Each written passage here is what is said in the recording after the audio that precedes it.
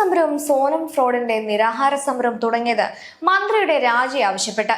ഇപ്പോഴത്തെ പ്രധാന ആവശ്യം സമരക്കാർക്കെതിരെ കേസെടുക്കരുത് എന്നാണ്. എന്തുകൊണ്ടാണ് ഈ ഗോൾ പോസ്റ്റ് മാറ്റം എന്ന് ചിന്തിച്ചിട്ടുണ്ടോ? എഫ്ഐആർ രജിസ്റ്റർ ചെയ്ത പോലീസ് അന്വേഷണം ആരംഭിച്ചു. ആക്രമണത്തിന് വിധേയമായ സകല വസ്തുക്കളിൽ നിന്ന് വിരലടയാളം ശേഖരിച്ചു.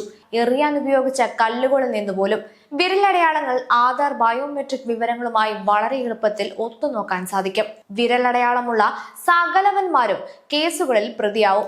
500ഓളം വീഡിയോ ശേഖരങ്ങളിൽ നിന്ന് തിരിച്ചറിയാവുന്ന മോന്ത, മറിച്ച് ആക്രമണത്തിന് ഇറങ്ങിയവന്മാർ ഉൾപ്പെടെ അകത്തുപോകും. ഉടനെ പുറത്തിറങ്ങാൻ പറ്റില്ല എന്ന് മാത്രമല്ല, ഒരുത്തനും പിന്നെ ജീവിതത്തിൽ സർക്കാർ മാത്രമല്ല ഒരു പ്രൈവറ്റ് കമ്പനിയിൽ പോലും ജോലി കിട്ടില്ല. ഇപ്പോൾ ഇന്ത്യയിലുള്ള മിക്കവാറും പ്രൈവറ്റ് കമ്പനികളിൽ ജോലിക്ക് പോലീസ് ക്ലിയറൻസ് നിർബന്ധമാണ്.